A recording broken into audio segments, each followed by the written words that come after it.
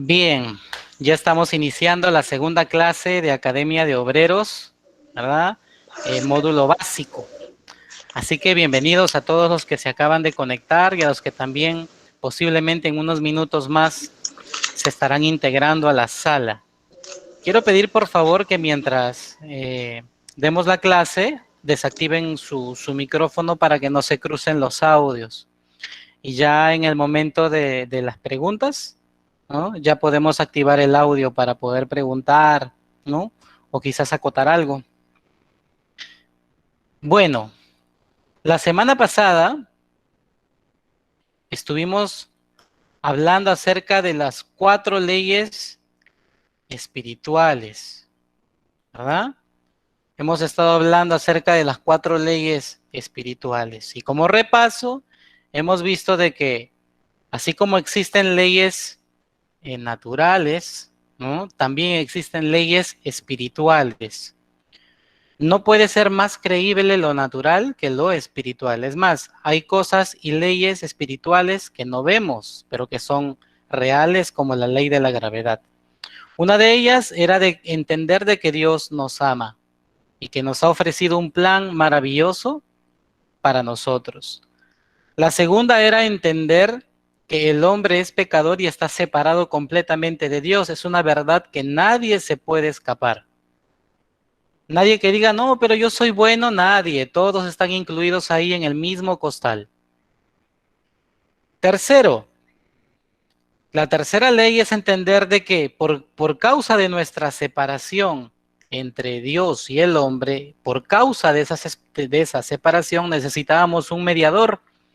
En este caso hay solamente un mediador entre Dios y los hombres, y es Jesucristo, el cual es nuestra provisión para nosotros regresar a Dios nuevamente.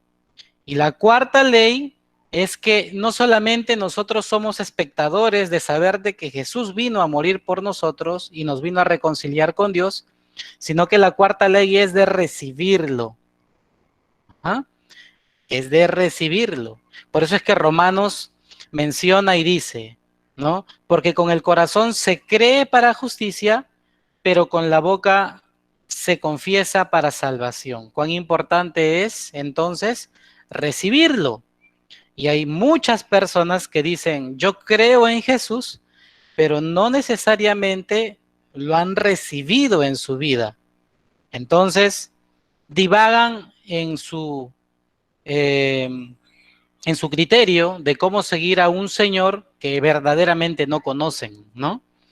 Entonces, después de estas 4 leyes espirituales, nosotros ya habiendo recibido a Jesús, tenemos que tener en claro ciertas cosas, que hemos recibido a Jesús mediante la fe.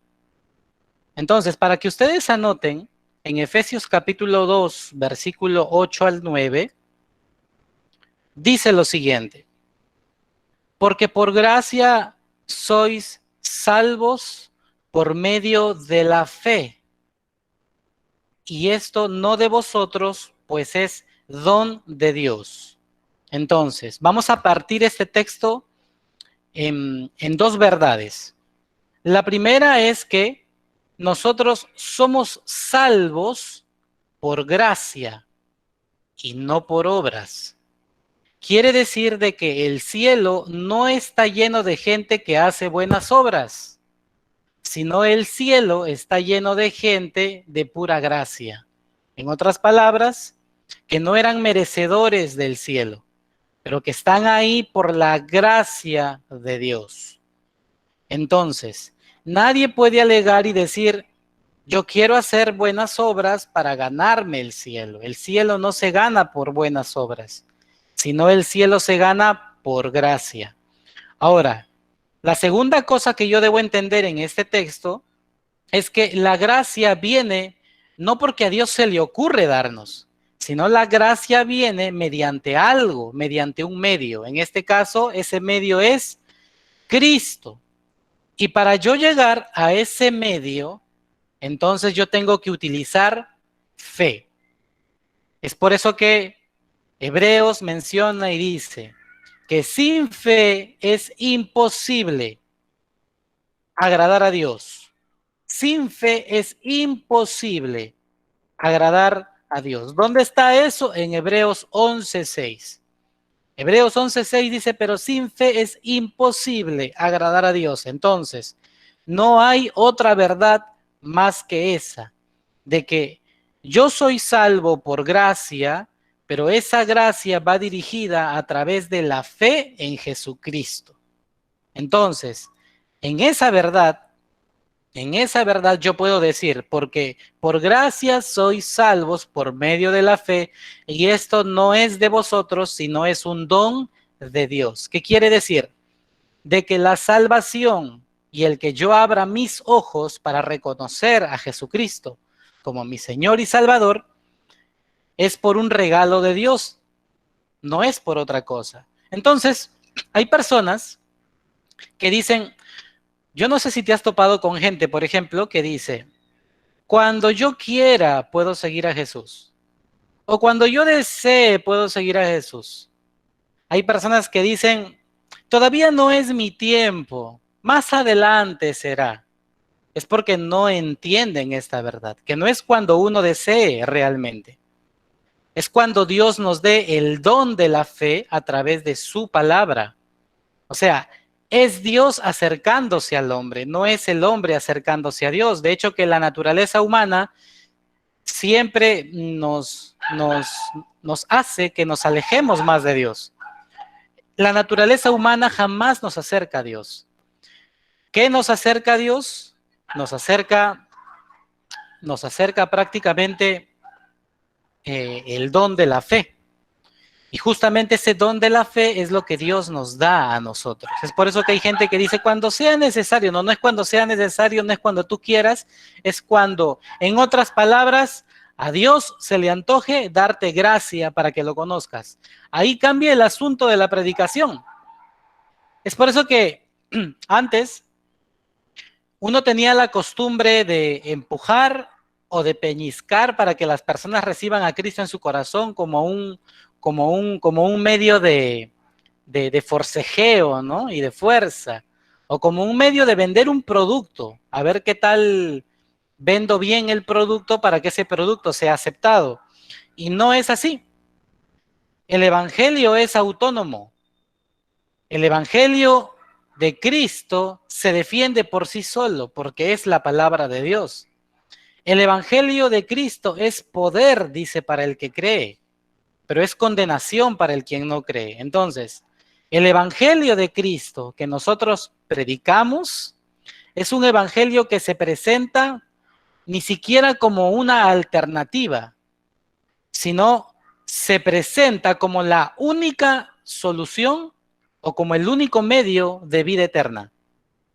Entonces, de esa manera el hombre puede reconocer su posición de pecador, entonces ingresa a la salvación por medio de la gracia a través de la fe en Jesucristo. Es por eso que ahora en lo personal, cuando yo predico y cuando yo presento el evangelio, yo no le digo, si quieres acepta, o si deseas acepta. Yo le digo, el día es hoy para que cambies. El día es ahora y no mañana. Mañana puede ser demasiado tarde, porque hoy Dios ha decidido darte esta oportunidad. Hoy Dios ha venido con su palabra a confrontarte en su verdad. Y en esa verdad te dice que hoy es el día. Entonces cambia el modo de la predicación, porque ya no presentamos un evangelio como producto, sino presentamos un evangelio como la cura de la raza humana, de la caída de la raza humana. Ajá, es interesante esto. Entonces, seguimos. ¿Qué ocurre cuando recibimos a Cristo como nuestro único Señor y Salvador personal? Bueno, experimentamos un nuevo nacimiento. Y eso lo vamos a ver más adelante. Hoy quiero centrarme en algo en específico, justamente las dos clases de vida, el antes y el después. Ajá, el antes y el después. Usted va a ver ahí en su pantalla una imagen que dice la vida dirigida por el yo. Esa persona que está sentada en esa silla, en ese trono, representas tú y yo, representamos tú y yo en el pasado. ¿Por qué? Porque en esta vida prácticamente Cristo estaba fuera de nosotros, en lo externo, como parte del conocimiento, como parte de la cultura, ¿no? Todos nosotros conocemos a Jesús por cultura, ¿no? Hemos sido educados en colegios públicos, hemos tenido cursos de religión y a través de esos cursos hemos comprendido de que hay un Dios y que se llama Jesucristo. Y por lo tanto nosotros tenemos por cultura el concepto de Jesucristo, pero como una entidad lejana completamente. Entonces, es por eso que en esta vida dirigida por el yo, Cristo está fuera del círculo, ¿no? Tú vas a ver que está fuera del círculo. Hay una cruz que está fuera de tu entorno. Porque en ningún momento considerabas a Cristo en tu vida. Nadie puede decir, yo siempre he llevado a Cristo o a Jesucito, como dicen algunos, en mi corazón. Es totalmente falso. ¿Por qué? Porque mientras una persona esté entronada en ese trono, es una persona que se dirige por el yo. ¿Y qué es el yo? Justamente vamos a abrir nuestras Biblias. Pueden abrir sus Biblias. En Efesios capítulo 4, versículo 22. Efesios capítulo 4, versículo 22. Dice lo siguiente. Por eso deben ustedes renunciar a su antigua manera de vivir y despojarse de lo que antes eran. La pregunta es, ¿cómo éramos? ¿Cómo éramos? Sigue el texto. Ya que todo eso se ha corrompido a causa de los deseos engañosos. Yo estoy leyendo en una versión, Dios habla hoy, ¿no? En la versión Reina Valera que usted tiene en su casa, que tú tienes en tu casa, posiblemente diga despojados del viejo hombre, ¿no? El cual está viciado en su antigua manera de vivir. Bueno, da lo mismo, es el mismo mensaje. Éramos personas que teníamos una manera de vivir diferente. ¿De qué manera? Vivíamos dominados por el ego, por el yo, por la vanagloria, por el orgullo, por la necedad, ¿verdad? Por el afán. Vivíamos dominados por el temperamento dominaba más que nuestro carácter. Y éramos dominados por muchas cosas. Algo externo que dominaba en nosotros. Entonces, esa era nuestra manera pasada de vivir. Y mira cómo el apóstol Pablo les dice a la iglesia de Éfeso, les dice lo siguiente: por eso deben ustedes renunciar a su antigua manera de vivir, despojándose de lo que antes eran, ya que todo eso se ha corrompido a causa de los deseos engañosos. ¿Qué quiere decir? Que nosotros, antes de conocer a Cristo, teníamos deseos engañosos. Parecían buenos, parecían correctos, parecían emocionalmente muy buenos, pero eran engañosos. ¿En qué sentido? En que todo lo que le representa al ser humano, al yo, al ego del ser humano, es un deseo engañoso. ¿Y por qué es un deseo engañoso? Porque nada de lo que hace el ser humano dura para siempre. Es más, las propias riquezas que consigue el ser humano sin Cristo, justamente Jesús mencionaba que nadie consiga riqueza donde la polilla, donde el saltón, donde el hollín corrompe. ¿Qué significa eso? ¿Jesús estaba en contra de la riqueza? De ninguna manera. Jesús estaba hablando de que es en vano hacer riquezas fuera de mí. Porque fuera de mí no hay nada eterno que dure para siempre. Hay cuántas personas que mueren sin Cristo, millonarios, empresarios, exitosos sin Cristo, y prácticamente todo su dinero se queda sin herencia. Hay gente que no tiene ni siquiera herencia. Hace poco escuché de una persona, miren, hermanos, de una persona que no tenía familia. que se había dedicado toda su vida a ser exitosa, entre comillas, exitosa, porque el éxito no solamente es tener dinero, pero se había dedicado a hacer dinero de tal manera que era una multimillonaria. Pero esta mujer había decidido casarse con su perro. Había decidido contraer matrimonio con su perro, con un animal.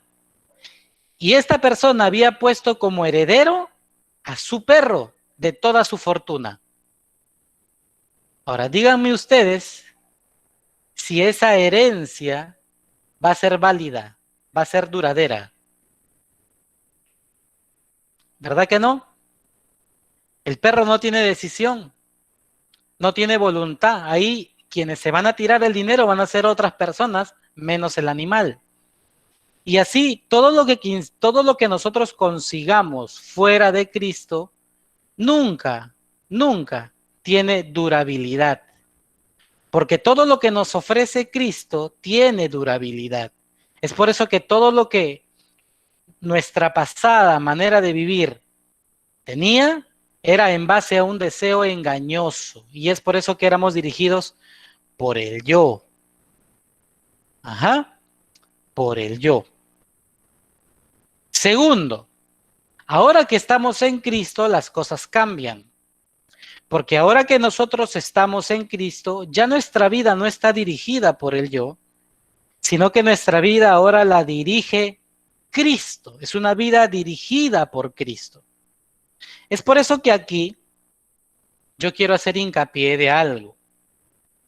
Es que cuando nosotros recibimos a Jesús en nuestra vida, nosotros lo recibimos de esta manera. Nosotros decimos que Él sea nuestro Señor y nuestro Salvador personal, ¿verdad? Siempre cuando nosotros invitamos a alguien a recibirlo, a recibir a Jesús como su Señor y Salvador personal, decimos eso, hacemos hincapié de que sea Señor y Salvador personal. Pero ocurre que solamente se nos queda grabado la palabra Salvador. Y es por eso que la persona tiene en mente a un Salvador, a alguien que lo va a salvar de la ruina, a alguien que lo va a salvar del infierno, a alguien que lo va a salvar de la pobreza, a alguien que lo va a salvar de un matrimonio destruido, a alguien que lo va a salvar de la enfermedad.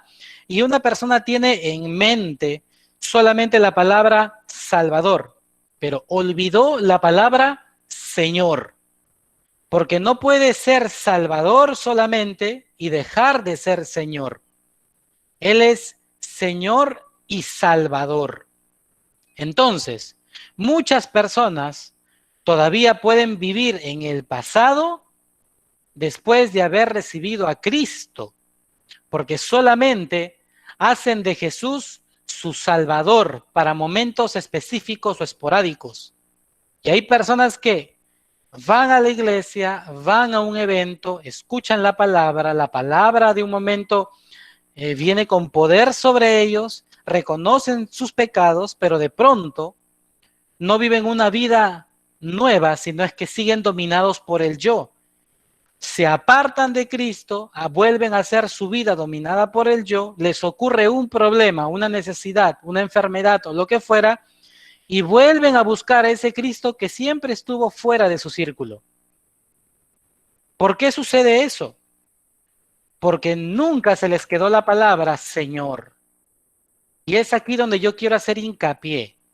Porque la palabra Señor ya le suma otros puntos más a la persona que yo estoy recibiendo en mi vida personal. Todos nosotros acostumbramos a guardar secretos. Y todos nosotros es muy difícil que con nosotros compartamos nuestros secretos más íntimos con alguien porque es privado, ¿verdad? Nos pertenece a nosotros. Pero cuando nosotros decimos Señor, se acabaron los secretos. Ya no hay secretos personales. Estamos dominados por alguien más. Ya no estamos dominados por nosotros mismos, sino hay alguien más superior a nosotros, que es Señor. Y ese Señor justamente ya pasa a ser el primero en tu vida. Ya no pasa a ser de plano segundo o tercero, cuarto, quinto, cuando me dé tiempo, cuando me dé la gana, sino pasa a ser primero. Y si pasa a ser primero, yo paso a ser segundo. Ya todo lo mío ya no es enfocado prácticamente en mí, sino en Él. Porque ahora es Él quien ha ocupado el trono de mi vida. Es Él quien ha ingresado en mi círculo, ya no está fuera de mi círculo. En el colegio nosotros hemos acostumbrado a hacer círculos, ¿verdad? Y por ahí, qué sé yo, a uno que le gustábamos hacer bullying, siempre lo apartábamos del círculo, ¿cierto? Y todos los que eran por ahí pícaros, ¿verdad? Todos los que éramos siempre cerrábamos círculo entre los más avivados, ¿cierto? Y justamente cuando cerrábamos círculo dejábamos al otro fuera del círculo. Pero cuando dejábamos de que esa persona se integre al grupo, ya no estaba fuera, sino ya era parte de nosotros. De esa manera nosotros muchas veces hemos hecho círculo con Cristo, lo hemos dejado fuera del círculo. Pero ahora que hemos recibido a Jesús como nuestro Señor y Salvador, Señor, Él ya es parte del círculo, tu círculo. Él ya es parte del trono de tu vida. Él ya pasa a tomar el control del timón de tu vida. Y si Él pasa a tomar el control del timón de tu vida, entonces Él comienza a dirigir tu vida. Quiero que ustedes, a ver, ¿quién es el valiente de ustedes? ¿Quién puede leer Lucas capítulo 2, versículo 11? Vamos, rapidito, velocidad bíblica. Se supone que están con sus Biblias, con sus lapiceros. Vamos a participar aquí. Alguien quien encienda su micro y que lea Lucas capítulo 2, versículo 11. Amén, hermano. Vamos, Samuelito, gánate los 10 puntos. Que os ha nacido hoy en la ciudad de David un Salvador, que es Cristo el Señor. Ajá, ¿puedes leerlo de nuevo, por favor? ¿Ya? Que os ha nacido hoy en la ciudad de David un Salvador, que es Cristo el Señor. Ajá, que os ha nacido hoy en la ciudad de David, que ha nacido un Salvador, que es Cristo. ¿Qué es Cristo? El Señor. Es el Señor. Ajá. Entonces, Él es nuestro Señor y Salvador personal. Cada vez que nosotros presentamos el Evangelio de Cristo, lo presentamos como Señor y como Salvador. Él no solamente es Salvador, Él es Señor. Él es Señor de todo. Entonces, de esa manera, Él ya pasa a ser un gobernante sobre mí. Y como gobernante de mi vida, Él ya tiene toda la autoridad de dirigirme, de hablarme, de amonestarme, de consolarme, de levantarme. ¿Me entienden?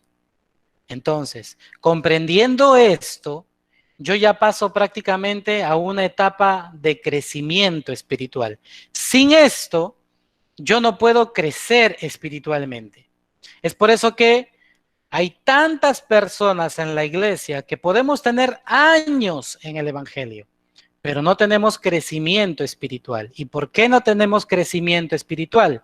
Porque todavía vivimos dirigidos por el yo.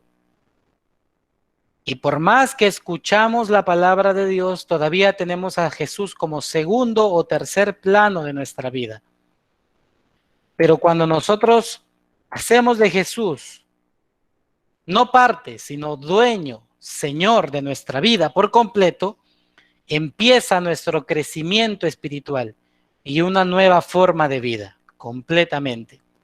Entonces, aquí empieza el crecimiento de todo creyente, ya Cristo como Señor y ya Cristo como Salvador. Entonces, Ya de plano, Cristo nos salva, ¿verdad?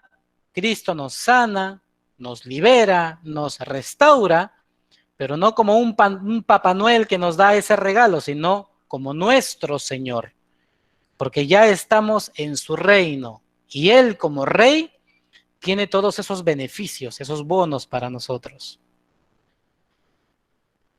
Otra, la seguridad. Ajá. Vamos a hablar un poco acerca de la seguridad. ¿Cómo sabes que Cristo realmente está en tu vida? ¿Cómo realmente una persona puede saber que Cristo está en su vida?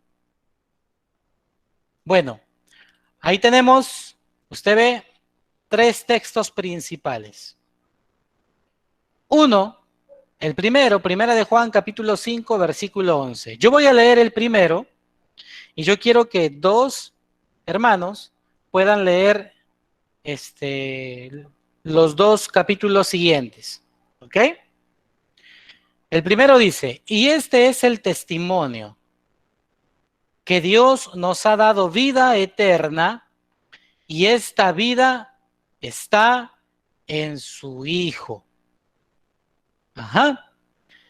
¿Cómo yo sé que he recibido a Cristo en mi vida? Justamente en base a la seguridad de la vida eterna. Una vez un pastor en una iglesia quiso saber cuán preparados estaban los hermanos de esa iglesia en la palabra de Dios. Y preguntó a toda la membresía, levanten la mano todos aquellos que son salvos. De toda la iglesia, solamente el 10% levantó la mano. Y el 90% se quedó mirando al techo. Usted sabe, ¿no? Que la costumbre de una persona, cuando duda de algo, en el colegio uno miraba al techo, ¿no? Como pensando.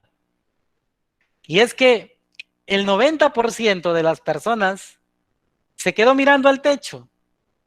No sabían realmente o dudaban si eran salvos o no.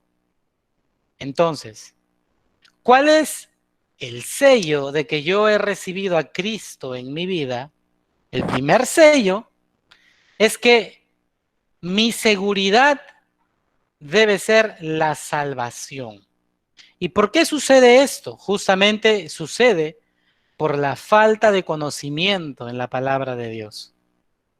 Es por eso que cuán necesarios son clases como estas para que uno se forme en su crecimiento y madurez espiritual. Entonces, este es el testimonio que Dios nos ha dado vida eterna. Hay un testimonio del cielo, que Dios nos ha dado vida eterna y esta vida está ¿en dónde? En su Hijo. ¿Quién Hijo? Jesucristo. La segunda, a ver, ¿quién lo lee? La segunda, Filipenses 4:19. George, yo lo leo. Iris, Hola, excelente Iris, buenas noches. léelo. Buenas noches. Ya. Mi Dios, pues, suplirá todo lo que os falta conforme a sus riquezas en gloria en Cristo Jesús. Ajá, mi Dios pues suplirá todo lo que os falta conforme a su riqueza en gloria en Cristo Jesús. Entonces, ¿qué seguridad yo también debo tener de que Dios suplirá todas mis necesidades? ¿Cuál es la seguridad de que yo tengo a Jesús en mi vida?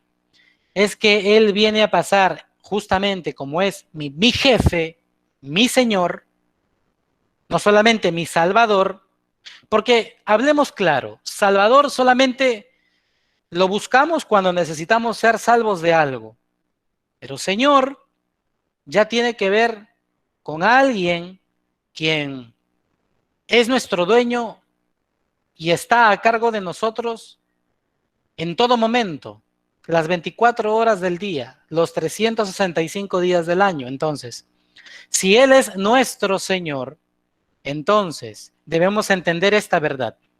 ¿Qué verdad?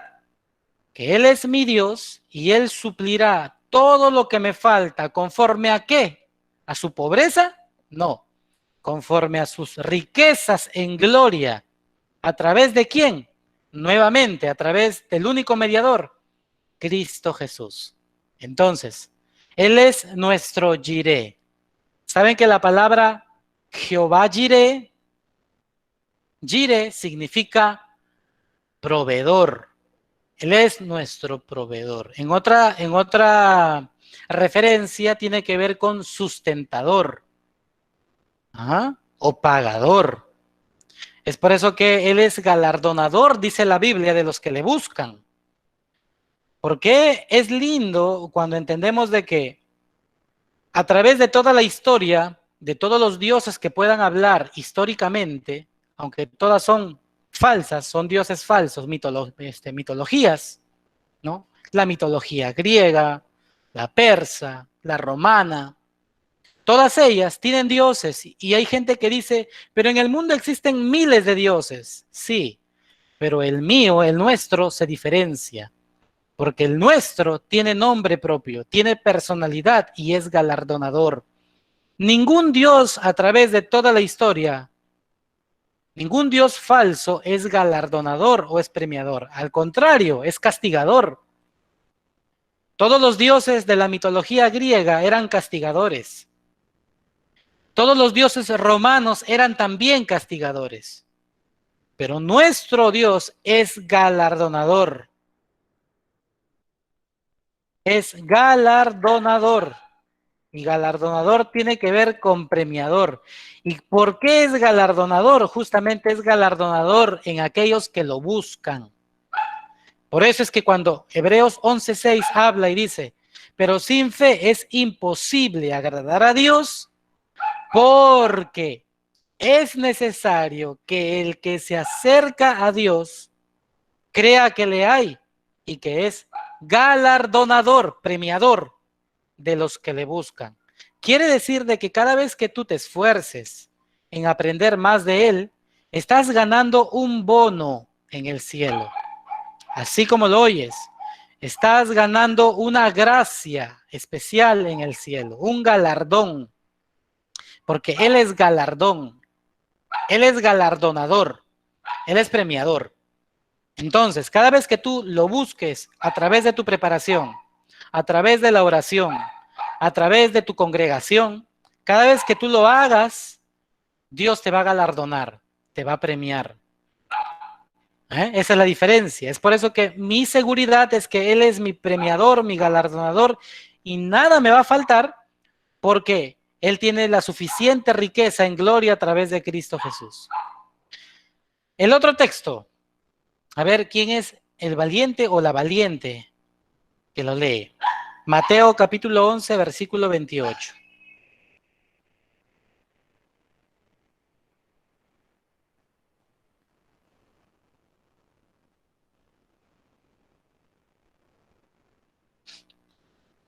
Vamos, ¿quién se atreve?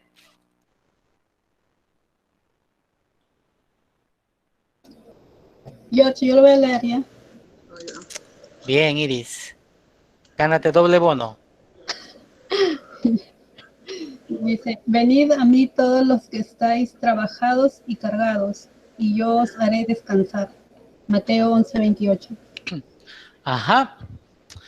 ¿Cuál debe ser mi otra seguridad de que yo tengo a Cristo en mi vida?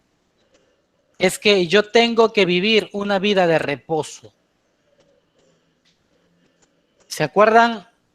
Efesios capítulo 4, versículo 22, cuando habla despojados de su antigua manera de vivir, es que antes nosotros vivíamos cargados, preocupados, atribulados, desesperados, angustiados. Todo eso nos dominaba completamente. Pero ahora que hemos recibido a Jesús como nuestro Señor, tenemos descanso. Eso es por eso que el Salmos 23 debe ser tu almohada todos los días de tu vida. Cuando dice, el Señor es mi pastor, nada me faltará. En lugares de delicados pastos me hará descansar. Entonces uno dice, qué bonitos salmos. David habrá estado en el Sinchi, habrá estado en el Parque de las Leyendas. David habrá estado en un momento bonito, ¿verdad? Como para que pueda decir ese salmo, como para que pueda escribir ese salmo, pero no. Él estuvo en un momento de guerra contra su hijo. Su hijo le había dividido el reino, su propio reino, y lo estaba persiguiendo a muerte. Quería matar a su propio padre. Y David se va a un desierto y se encuentra en una cueva, no tenía comida, no tenía vestimenta, no tenía una almohada para cobijarse, sino que tenía piedras para recostar su cabeza. Y en todo eso, en toda esa batalla, en toda esa lucha y en toda esa persecución, él dice, el Señor es mi pastor, nada me faltará. Claro, él miraba, sus ojos naturales le decían, pero estás en un desierto, no hay nada. Pero él decía, el Señor es mi pastor, nada me faltará. Él miraba un desierto por la noche, miraba solamente una tierra y una piedra para recostarse y él decía, en delicados pastos me hará descansar. Él miraba justamente su provisión, él miraba su ayuda en un momento donde lo necesitaba. Lo miraba, aunque no lo tenía, lo miraba y vivía como tal. Entonces, cuando la palabra de Dios me dice, venid a mí todos los que estéis trabajados y cargados y yo os haré descansar, es que todo aquel que está en Cristo siempre vive una vida de reposo. ¿Qué quiere decir?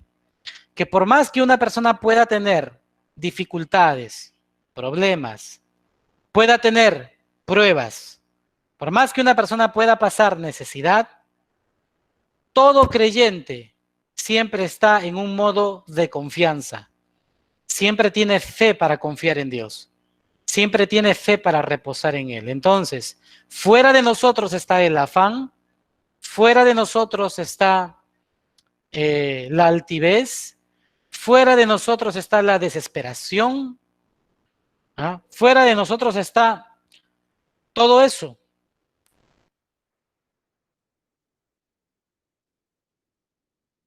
Mira, quiero que abran sus Biblias en 2 de Corintios, capítulo 4. Sí, 2 de Corintios, capítulo 4, versículo... A ver, vamos a aprender algo aquí.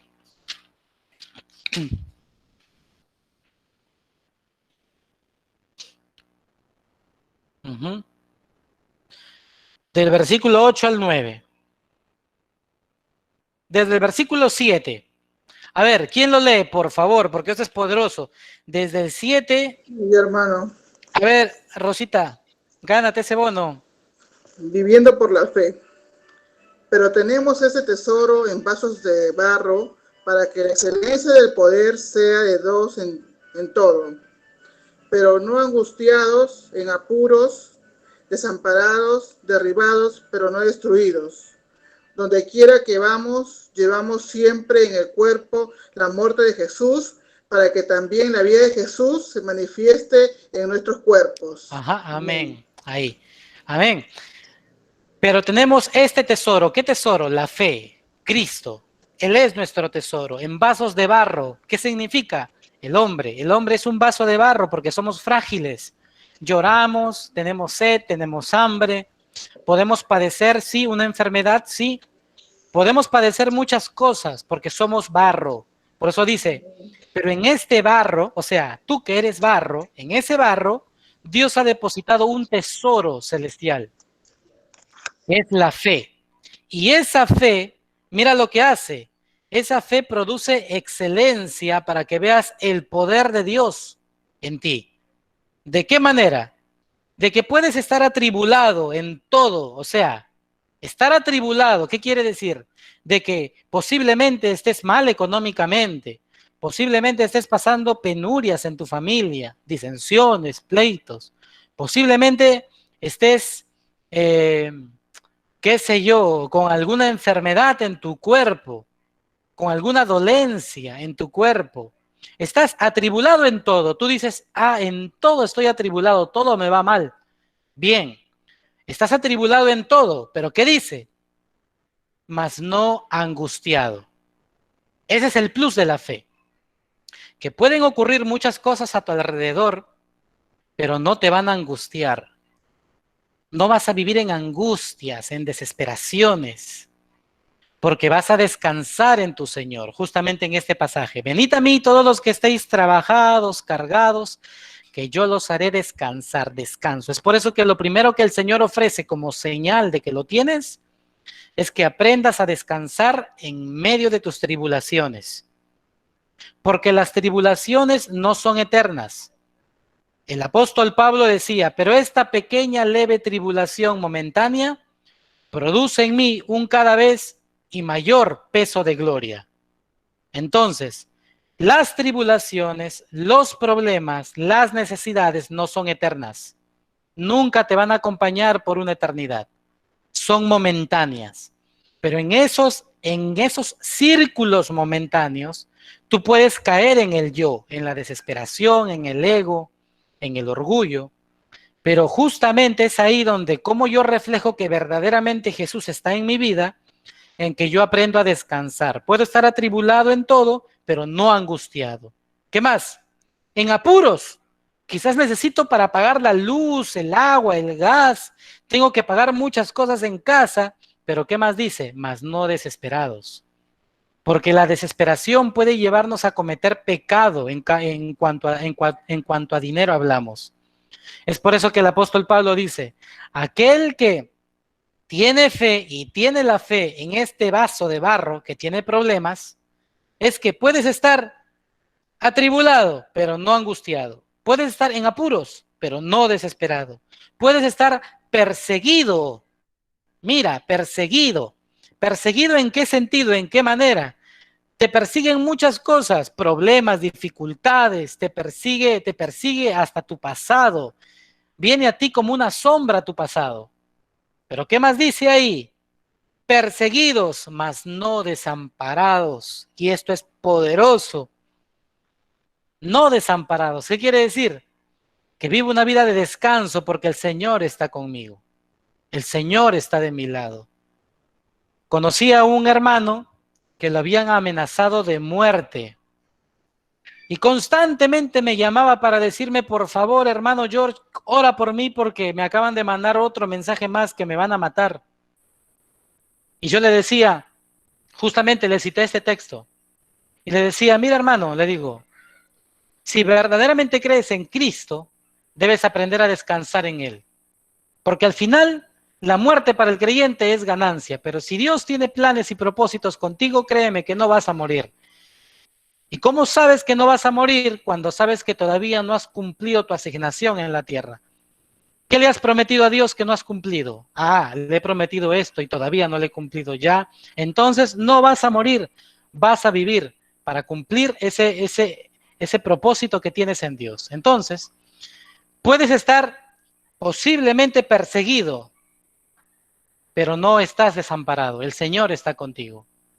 Eso fue hace aproximadamente como 3 o 4 años. Y ahora es un hombre de Dios. Sirve en la iglesia.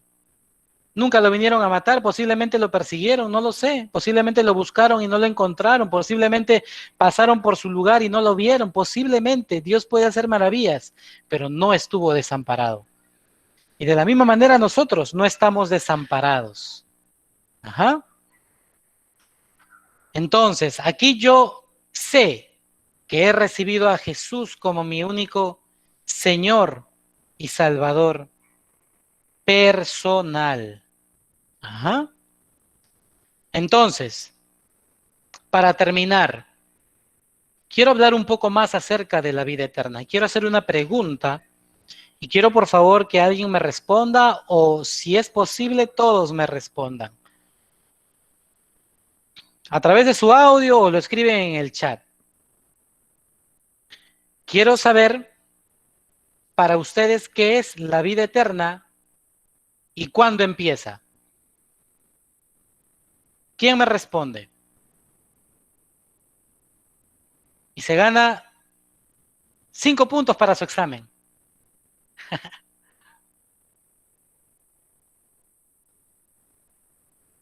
¿Quién me responde qué es la vida eterna y desde cuándo empieza la vida eterna? A ver, yo creo que la vida eterna,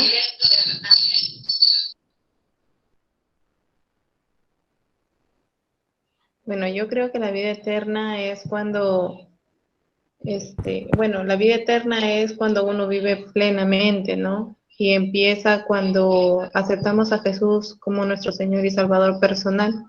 Y ahí es donde vivimos plenamente con Cristo. Bueno, es lo que creo. Ajá. ¿Quién más, a ver, puede aportar? Bueno, a mi idea, la vida eterna es la vida de, tenemos vida eterna después de la muerte, ¿no? Viviremos eternamente con el Señor. Y Ajá. empieza desde ahora y continúa hasta que estemos con el Señor, a mi parecer. Ajá. Esa es mi idea. ¿Alguien más? ¿Alguien más que quiera aportar ahí? A ver, uno más. Uno más que quiera aportar en su conocimiento.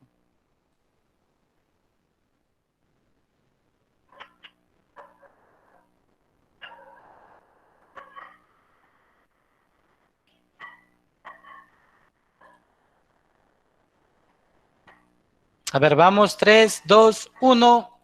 ¿Quién es?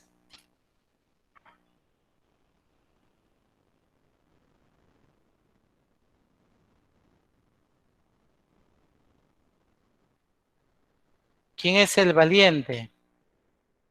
O la valiente.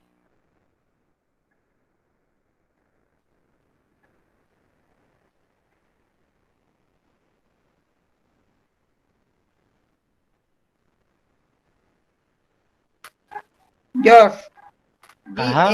la vida eterna dice que, bueno, yo leo el texto, ¿no? Un texto que dice que el que tiene el Hijo tiene la vida, y por tanto tenemos la vida eterna. Ujú. Correcto, el que tiene al Hijo tiene la vida. Muy bien. Muy bien.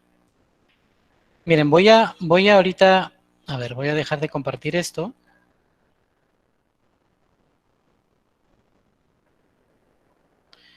Y voy a compartirles justamente lo que significa vida eterna, para tenerlo por conocimiento.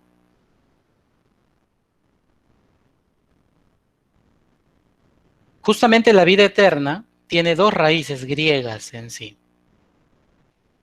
Y en estas dos raíces griegas, justamente está la explicación de la vida eterna.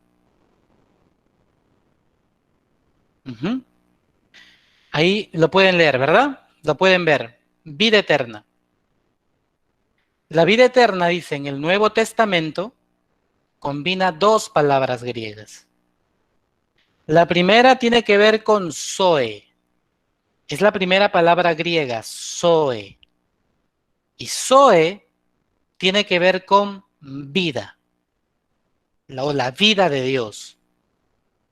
Zoe tiene que ver con la vida de Dios. Pero luego hay otra palabra que también tiene que ver con eterna, ¿no? Con eternidad, que es la palabra aionios. Aionios es la palabra griega que tiene que ver con eternidad. Ahora, la vida eterna, muy bien, empieza desde que nosotros conocemos al Hijo. En este caso, lo que mencionaban, el quien tiene al Hijo, tiene la vida. Y alguien puede decir, pero yo vivo, estoy vivo. ¿Significa de que mi vida se va a prolongar? No. La palabra zoe no tiene que ver con la vida humana, sino la palabra zoe tiene que ver con la vida de Dios. Quiere decir que cuando nosotros recibimos a Jesús como nuestro único Señor, Salvador personal, algo ocurre en el mundo espiritual que tú y yo a simple vista no nos damos cuenta, pero que ocurre en el plano espiritual. Y es que la vida que nosotros tenemos es cambiada y desechada por la vida de Dios. Es por eso que les hablé del cuadro del círculo, la vida del yo y la vida dirigida por Cristo.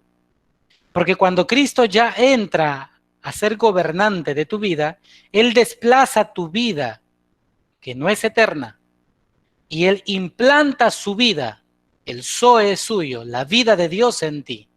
Y a partir de ahí empieza la vida eterna para todo ser humano, para todo creyente. La vida eterna no es que lo vamos a gozar cuando muramos, sino la vida eterna ya la gozamos aquí, desde el momento que recibimos a Jesús como nuestro único Señor y Salvador personal.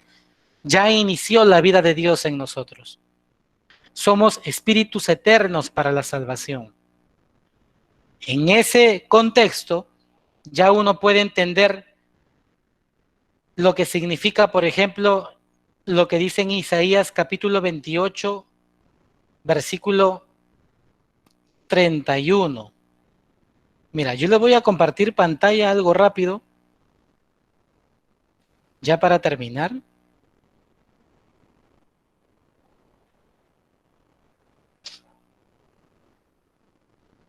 Miren lo que dice Isaías capítulo 40, versículo 28. Miren qué dice. ¿Acaso no sabes ni nunca oíste decir que el Señor es el Dios eterno y que Él creó los confines de la tierra? Ya. Que el Señor es el Dios eterno. ¿Qué quiere decir? La eternidad, que no existe tiempo, no existe ni principio ni fin. La eternidad no tiene principio ni tampoco tiene fin. ¿Ok? El universo tiene un principio. El universo tiene un fin. La creación tiene un principio. La creación tiene un fin. El ser humano tiene un principio, nace, pero también tiene un fin, muere, ¿verdad? Pero cuando el Zoe de Dios viene a tu vida, la vida de Dios se implanta en ti, ocurre esto, de que ese Dios eterno ingresa en ti. Por lo tanto, a partir de ese momento ya el tiempo no corre para ti en lo espiritual, sino la eternidad ya está prácticamente sobre ti.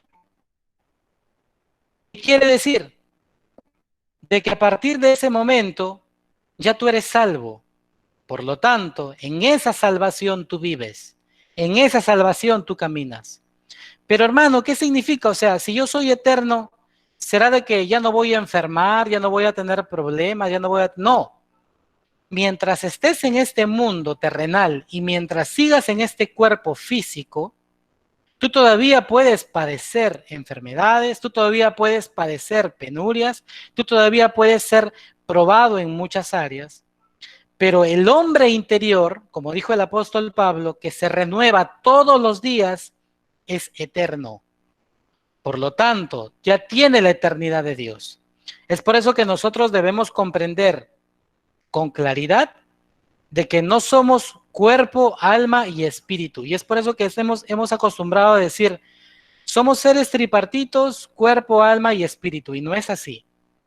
Nosotros somos un espíritu eterno, que tenemos un alma eterna que habita en un cuerpo temporal. Ese somos. Entonces, a partir de ahora, tú vas a entender de que eres espíritu, que tienes un alma y que estás dentro de un cuerpo. Pero por más que estés dentro de un cuerpo en esta tierra, ya Dios está dentro de ti. Esa es la excelencia, el tesoro que ha sido depositado en vasos de barro. ¿Me entienden? El Zoe de Dios ya está en ti. Y hay algo más.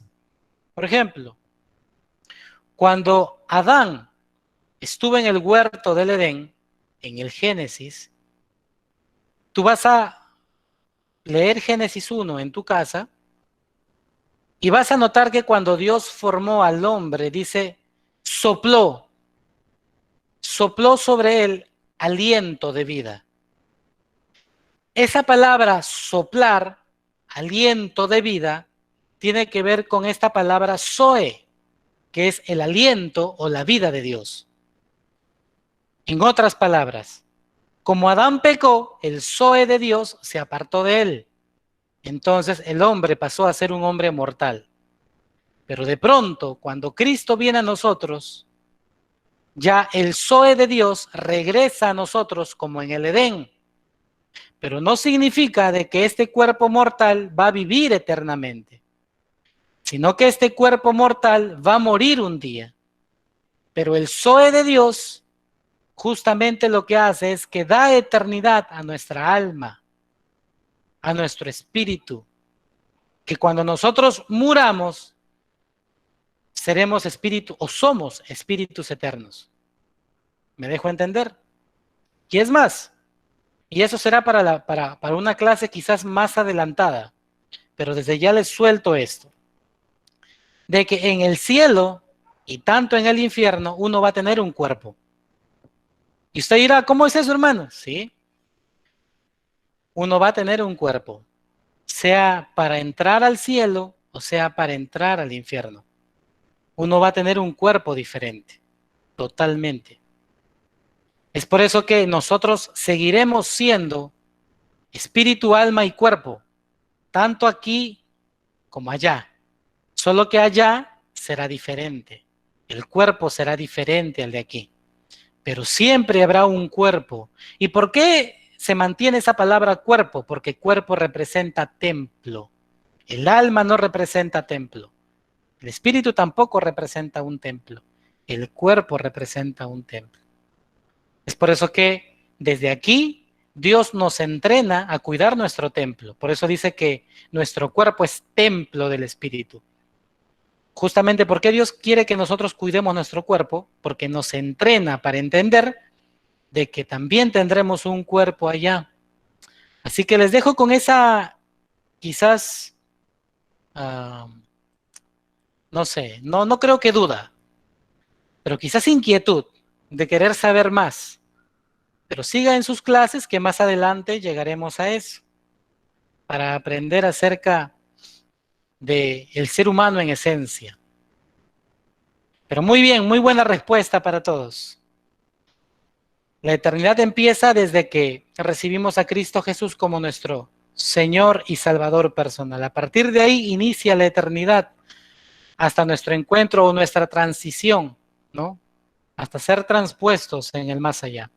Dormir aquí en la tierra y despertar mirando cara a cara a nuestro Señor. Así que hasta este momento ha sido prácticamente nuestra segunda clase, ¿verdad? Básica de Academia de Obreros. Y qué bueno que estén en esa segunda clase.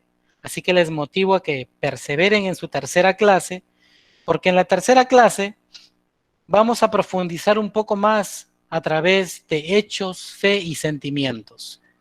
Vamos a hablar tres cosas principales: hechos, fe y sentimientos.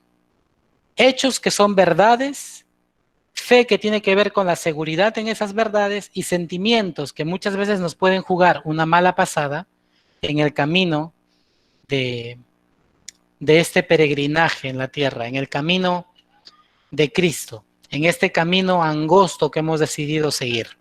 Así que, mis hermanos, yo los motivo a que sigan, perseveren, no desmayen hasta el próximo jueves a las 9 de la noche. Y motiven a más personas, a más hermanos. Quizás hay otros que no se han conectado por la falta de conocimiento. Quizás no saben cómo conectarse al Meet, al Google Meet. Bueno, usted quizás por ahí les puede enseñar para que se puedan conectar. Pero la próxima semana seguimos con la tercera clase. Así que ha sido un gusto estar con ustedes. Ya vamos a pasar a la ronda de preguntas y respuestas. Para eso voy a dejar de compartir pantalla y voy a dejar de grabar. Bueno, vamos a tener unos 5 minutos de preguntas y respuestas, ¿ok? Algo práctico y rápido.